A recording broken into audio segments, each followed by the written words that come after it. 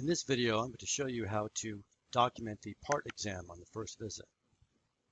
So for the part exam, we've already done the P of part when we documented the pain on the subjective findings page.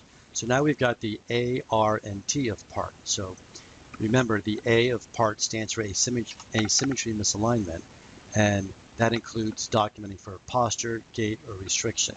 So according to Medicare requirements, we only need to do one of those, posture, gait, or restriction. If you want to do more than one, you certainly can, but at least you want to, if you're going to be adjusting the spine or extremities, you want to make sure you document the restriction. And that would make posture and gait optional. The R of part stands for range of motion abnormality. And one way to do this is just a visual assessment, noting an increase in pain or an apparent decrease in motion for each plane of motion.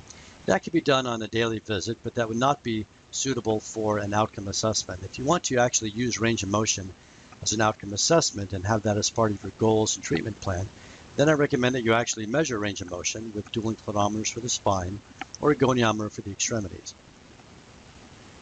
The T of part stands for tissue and tone changes, and this is where you could document muscle spasms, trigger points, muscle guarding. You just don't want to use the words paraspinal muscles. It's too vague for documentation purposes. For your daily notes, you want to be able to use the specific muscles, left side, right side, bilateral, trapezius, supraspinatus, subscapularis, and so on.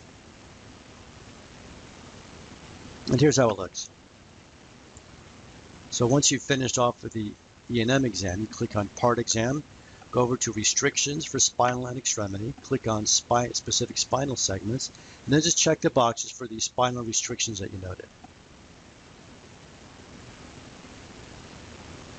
If you're checking upper extremities, just check the boxes for left and right side or bilateral for upper extremities. Same idea for lower extremities, left, right, or bilateral.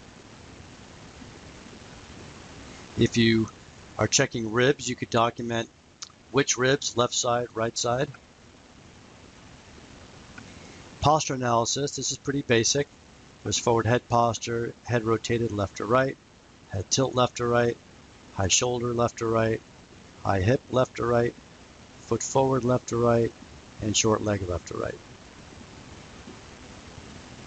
Gait analysis, you could document guarded gait, antalgic to the left to right, and even a forward lean.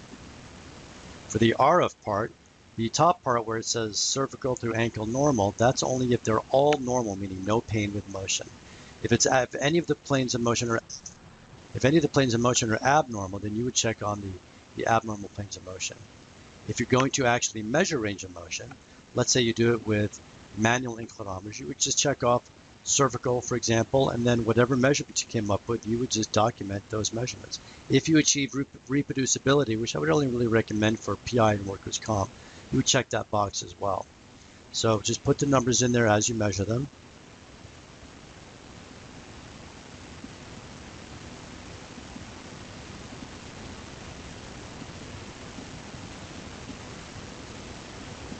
If you measure lumbar range of motion, same idea, flexion, measure, put the numbers in there.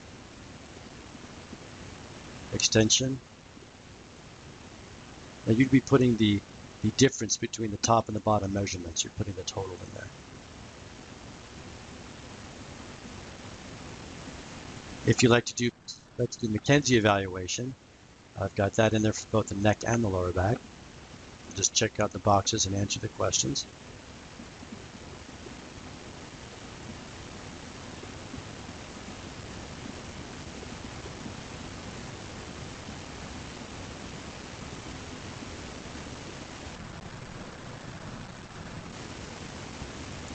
For the T of part tissue and tone changes for your daily findings, again, you could say no muscle spasms or trigger points, or you can say where the spasms or trigger points were, but again, be more specific for what muscles and left side, right side, or bilateral.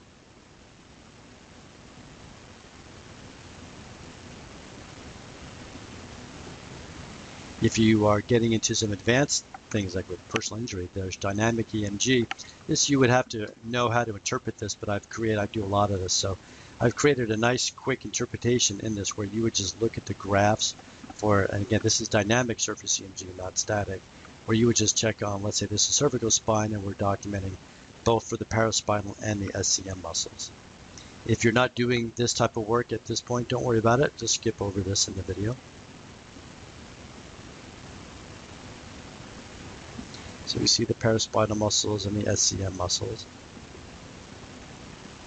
I'm able to actually do an interpretation in usually a minute or less with this kind of a setup.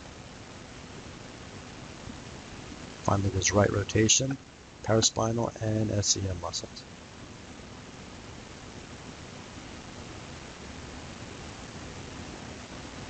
For lumbar spine, same idea.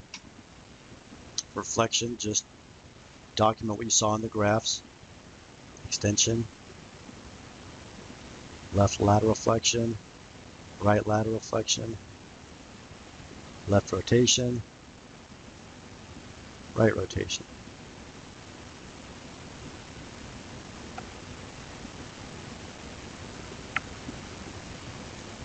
That's all it takes. If you have any questions about this, just feel free to email me at Dr. Greg, spelled with 2 G's at the end of Greg, at thebulletproofchiro.com.